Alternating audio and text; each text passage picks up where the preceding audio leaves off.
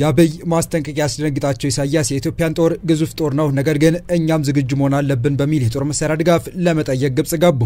በድንገት ወደ ካይሮ ያቀኑት ኢሳያስ ከአልሲሲ ጋር ሊወያዩባቸው ያሰቧቸው አስገራሚ ጉዳዮችም ሾልከው ወጥተዋል። ጀነራል ባጫ ባብይና ኢሳያስ መካከል የነበረውን ሚስጥር ይፋ አደረጉ።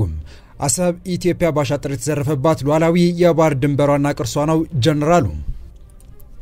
ኢሳያስ አፈወርቂ ከጠቅላይ ሚኒስትር አብይ አህመድ የደረሳቸው ማስጠንቀቂያ በእጅጉ እንዳሳሰባቸው ሲነገር ሰነባብቷል።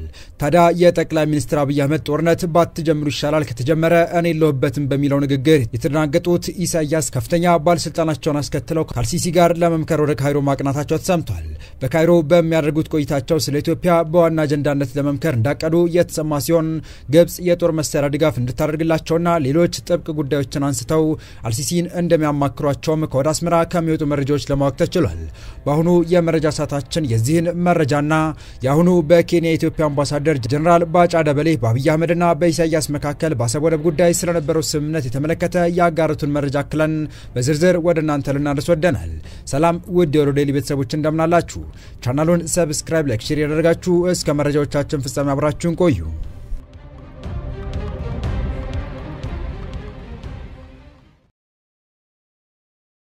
የኤርትራ ፕሬዝዳንት ኢሳያስ አፈወርቂ ዛሬ ጠዋት በግብጽ ፕሬዝዳንት አብዱልፈታህ አልሲሲ ግብዣ ለ5 ቀናት የሥራ ጉብኝት ወደ ግብጽ አቀኑ። ይህም በቀይ ባህርና በአፍሪካ ቀንድ ክልላዊ ተለዋዋጭነት መካከል በአስመራና በካይሮ መካከል ያለውን በጋራ የመቆም ትብብራቸው ያሳየ ተደርጓል። እንደ ማስታወቂያ ሚኒስቴር የማነ ገብረ መስቀል ገለጻ ሁለቱ መሪዎች በሁለትዮሽ ግንኙነታቸው ወቅት ላይ ግንኙነት ስለማጠናከርና በአካባቢና ዓለም አቀፍ የጋራ ጉዳዮች ላይ ይመክራሉ ሲሉ ገልጸዋል። ፕሬዝዳንት ኢሳያስና ሉካቸው በህዳር 1 በሚካሄደው አዲሱ የግብጽ ታላቅ ሙዚየም ምረቃ ላይ እንደሚገኙ ይጠበቃል ተብሏል። የኤርትራ ሉካን ቡድን የውጭ ጉዳይ ሚኒስትር ኦስማን ሳላህን ያካትታል የተባለ ሲሆን ጉብኝቱ በዚህ ዓመት በሁለቱ ሀገራት መካከል የተደረጉ ተከታታይ ዲፕሎማሲያዊ ልውጦችን ተከትሎ የመጣነው እየተባለም ይገኛል። በመጋቢት ወር የግብጽ የውጭ ጉዳይ ሚኒስትር ባድር አብዱላቲ ከፕሬዝዳንት አልሲሲ የተሰጣቸውን መልእክት ለማድረስ በአስመራ ተገኝተው እንደነበር የሚታወስ ሲሆን እነዚህ ግንኙነቶችም በግብጽ ኤርትራና ሶማሊያ መካከል የሶስትዮሽ ቅንጅት ዘዴን በማራመድ ላይ ያተኮረ ነው። ታዲያ በዛሬው ዕለት ኢሳያስ አፈወርቂ የግብጹ መሪ አብዱልፈታህ አልሲሲን ለመማጸን ነው ወደ ግብጽ ያቀኑት እየተባለ ይገኛል። ከኢትዮጵያ በግፍ የዘረፍነው የአሰብ ወደብን ለሳውዲ አረቢያ በነጻ ለመስጠት ተደጋጋሚ ልመና ቢያቀርቡም ተቀባይነት ያጣው ኢሳያስ አፈወርቂ ዛሬ ጠዋት ወደ ካይሮ ያቀና ሲሆን ለ5 ተከታታይ ቀን እንደሚቆይም ለማወቅ ተችሏል። ከኤርትራ ምንጮቻችን በደረሰ መረጃ መሰረት ኢሳያስ አፈወርቂ በካይሮ በሚኖራቸው የ5 ቀን ቆይታ የጦር መሳሪያ ድጋፍ እንዲደረግላቸው ግብጽ የምትመራው የቀይ ባህር የጋራ ወታደራዊ ተቋም እንዲመሰረትና ኢትዮጵያ ውስጥ ለሚንቀሳቀሱ ታጣቂዎች የሚተላለፍ የጦር መሳሪያ ድጋፍ ይጠይቃሉ የተባለ ሲሆን ግብጽ የአሰብ ወደብን በነጻ በመውሰድ በወደቡ ዙሪያ የባህር ኃይሏን ጨምሮ የጦር ሰፈር እንድትገነባ ጨምሮ በግንኙነታቸው ወቅት ላይ ይማጸናሉ ተብሎ ይጠበቃል። ኤርትራ ከሱዳን ሉዓላዊ ምክር ቤት ሊቀመንበር ጀነራል አብዱልፈታህ አልቡርሃን ጎን በመሆን በሱዳን እርስ በርስ ጦርነት ተሳታፊ በመሆኗ ከሱዳን ፈጥኖ ደራሽ ኃይሎች አርኤስኤፍ ሊሰነዘርባቸው የሚችለውን አይቀሬ ጥቃት ለመመከት የሚረዳት መሳሪያ እንደምትጠይቅም ተነግሯል። በሱዳን እየተካሄደ በሚገኘው የእርስ በርስ ጦርነት ከሰሞኑ ድል እየቀናቸው የሚገኙት ጀነራል ሐምዳን ዳጋሎ ኢሳያስን በጥብቅ ማስጠንቀቃቸው የሚታወስ ነው። ግብጽ ለኤርትራ የፀሐይ ኃይል ማመንጫ ለመገንባት ቃል የገባችላት በመሆኑ አፈጻጸሙም እንደሚገመገም ተጠቁሟል። እንዲሁም ፕሬዝዳንት ኢሳያስና ሉካቸው ጥቅምት 22 ቀን 2018 ዓ.ም በሚመረቀው የግብጽ ታላቁ ሙዚየም ምረቃ ላይ ይገኛሉ ተብሎ ይጠበቃል። የኤርትራ ሉክ የውጭ ጉዳይ ሚኒስትር ኦስማን ሳላህን እንደሚያጠቃልል ተገልጿል።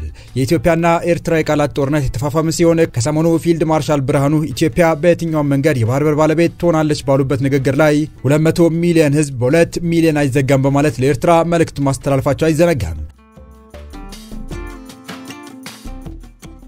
ይህን ተከትሎም የኤርትራው ቃል አቀባይ ኢትዮጵያ ከቀይ ባህር ሀገራት ወደቦች ጋር በቀጥታ የሚያገናኛት የባቡር መስመር ለመገንባት የያዘችው እቅድ ተቃውመዋል።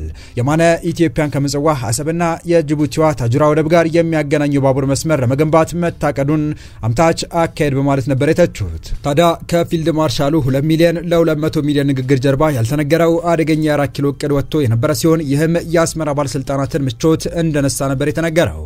ጠቅላይ ሚኒስትር አብይ አህመድ በፓርላማ ፊት ቀርበው የአሰብ ወደብ ወደብ ጉዳይ ወረቀት ላይ ያለቀለትና በስምነትም ሆነ በኃይል መምጣቱ አይቀሬ መሆኑን ነጭና ጥቁር በሆነ አገላለጽ ይፋ ባደረጉ ማግስት ነበር ለአስመራው መንግስት ዱብዳ የሆነና ኢሳያስን ያስደነገጠ ጉድ ከአዲስ አበባ የተሰማ መረጃ እንዳመለከተው ከሆነ መንግስት በወደቡ ላይ ወደ ኋላ የለም ከሚለው አቋም በተጨማሪ የሻዕቢያ መንግስት ሰላማዊ አማራጭን ከገፋ እና ወደ ጦርነት ከገባ ጠቅላዩ እንዳሉት የኢትዮጵያን ሰራዊት ማንም ስለማያስቆመው እስከ ምጽዋ ጫፍ እንደሚዘልቅ በመጠቆም አሰብ ከገረማቸው ምጽዋም ይደገማል የሚል እቅድ እንደሆነ ነበር የተመለከተው።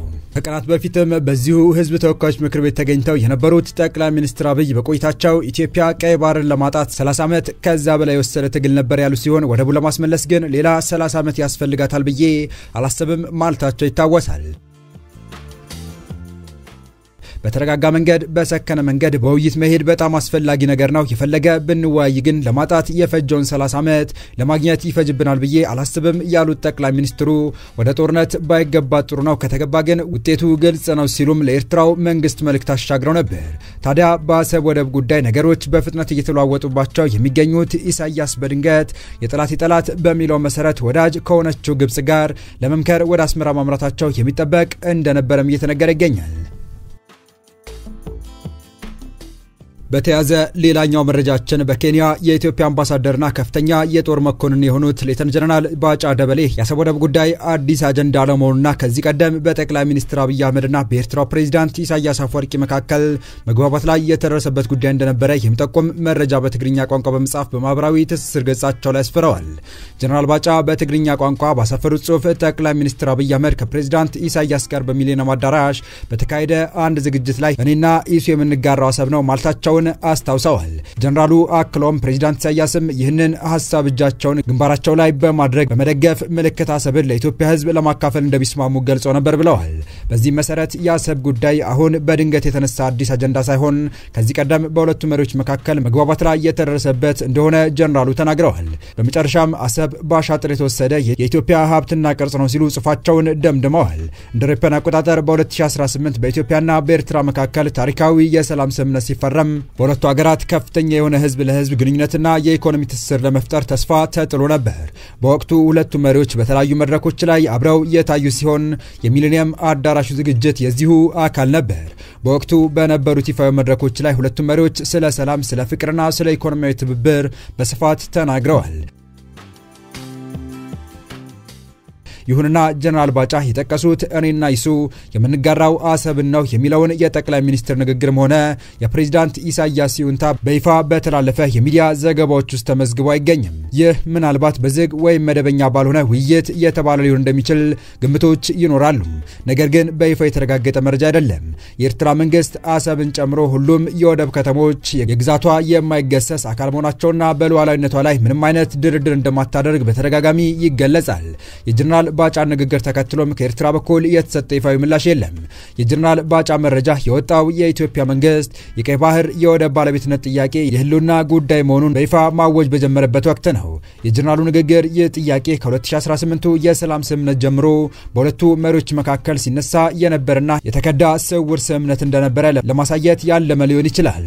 ይህ መረጃ ምንም እንኳን በይፋ ያልተረጋገጠ ቢሆንም በቀጠናው ውስጥ ያለውን ውጥረትና የሁለቱን ሀገራት ግንኙነት ውስብስብነት ይበልጥ የሚያሳይ ክስተት ሆኗል።